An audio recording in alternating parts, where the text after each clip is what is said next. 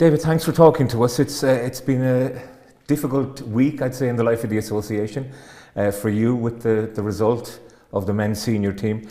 And it's been a difficult time in general, I imagine, for the FAI because there's so many issues going on. So what to you is the most pressing issue in Irish football at the moment?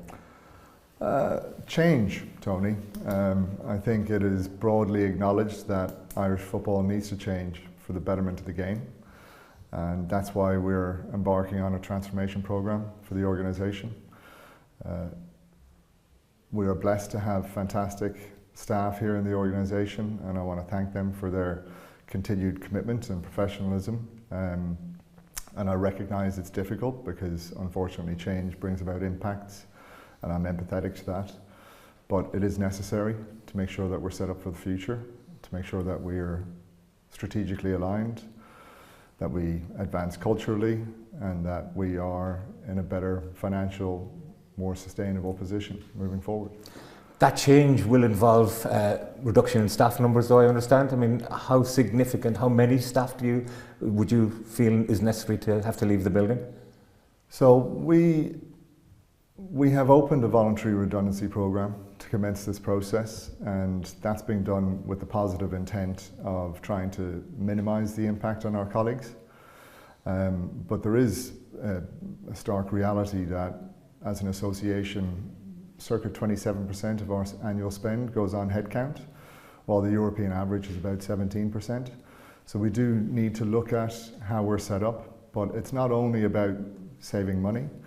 As mentioned earlier, it's about ensuring that we're aligned to our strategy to make sure that we can deliver effectively for Irish football.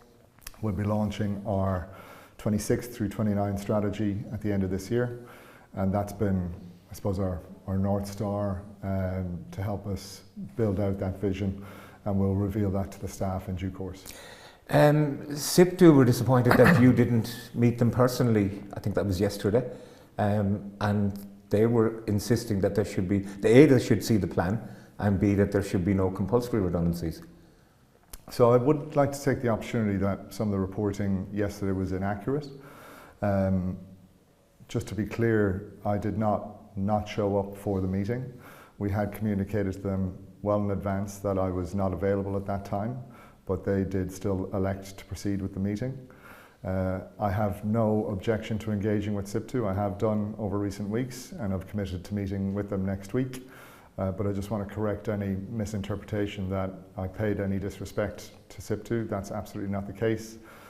They also reported 2 weeks ago that we didn't respond to one of their letters. Again, that was not the case.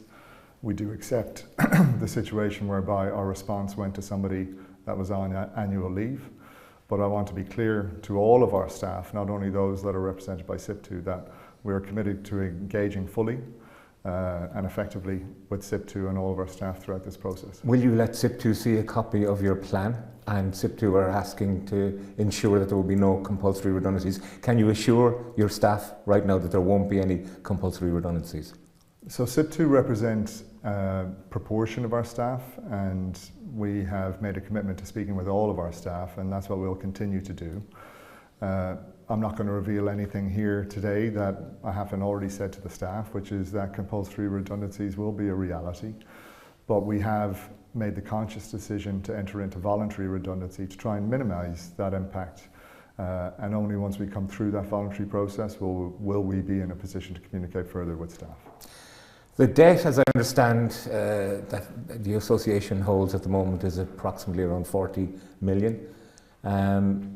The engine for an awful lot of what this FAI does is the national football teams, the men's team in particular. Following the result the other night in Yerevan, it would seem most unlikely now that Ireland are going to be involved in playing for a place at the World Cup. First of all, how disappointed are you in that? And second of all, can you talk about the team and the future of the manager, Heimir Hallgrimsson, in particular? Sure. Look, I appreciate I'm CEO of the Federation, but I'm also an Irish football fan. And I think we're all disappointed about the result. If you cast your mind back to Saturday evening in the Aviva, I thought the team showed unbelievable fight.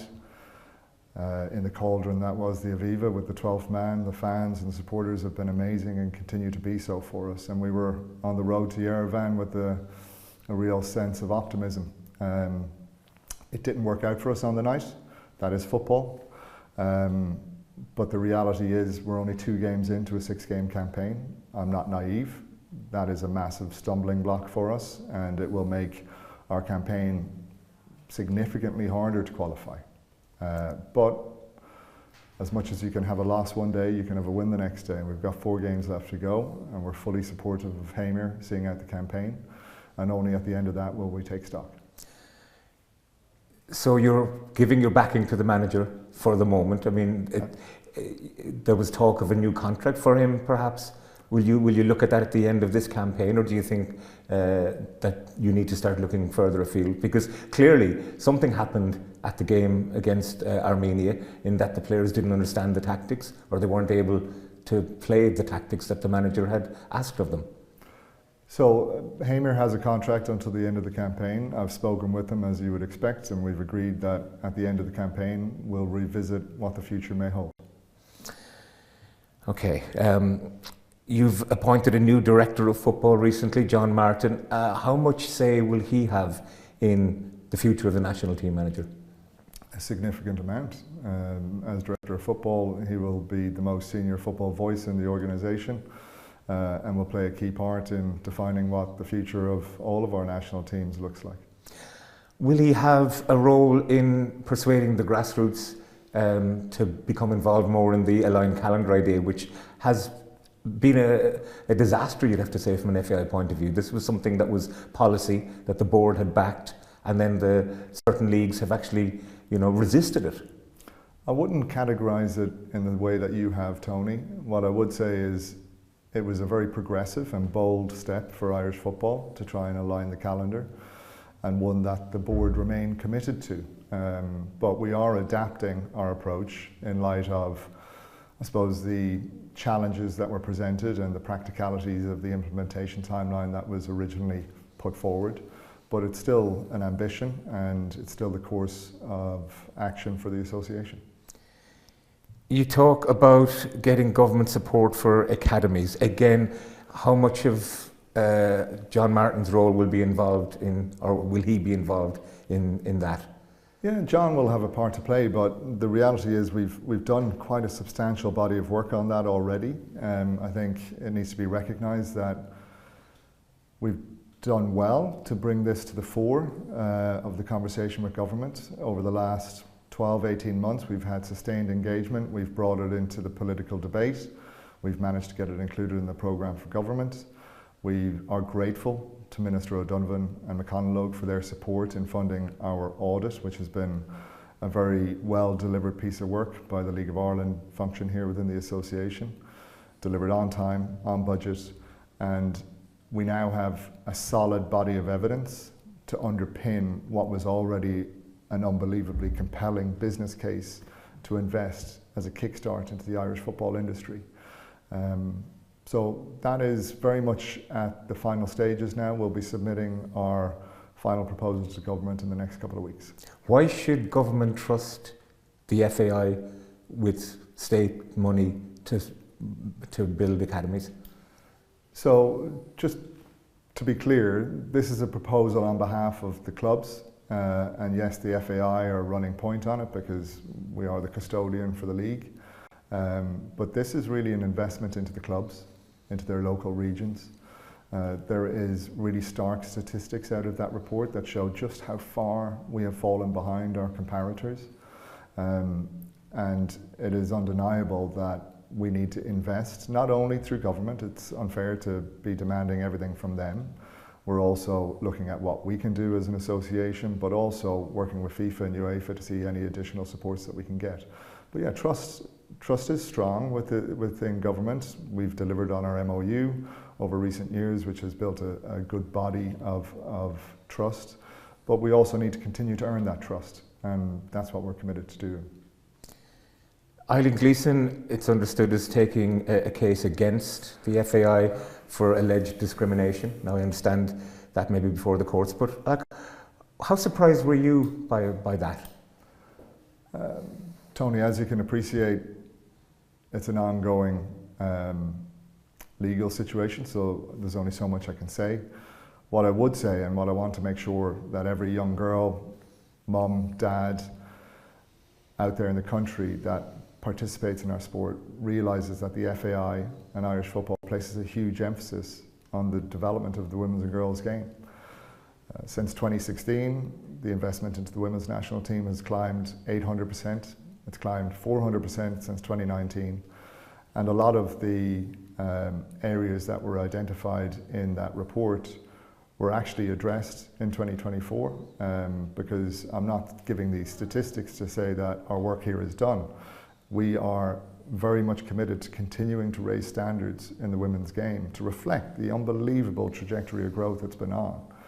And the reality is we are the 12th highest investor across UEFA out of the 55 federations into the women's game, and we are committed to continuing to raise those standards. The women made it to the World Cup. The men look unlikely to make it to the next one. Are the men treated better in terms of the number of security, in terms of the transport, in terms of travel, in terms of hotels?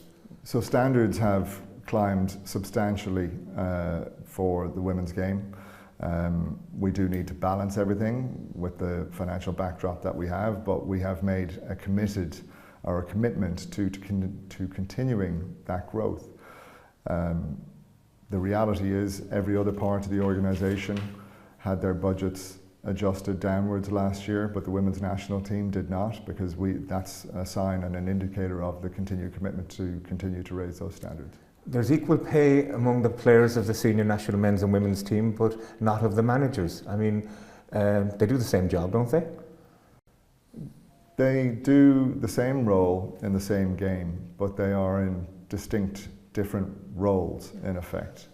The women's game has been through phenomenal growth, and I think it's fantastic that we're having this type of debate. I think that's testament to the growth that it has experienced and continues to experience. But we do need to recognise there are market differentials between those roles.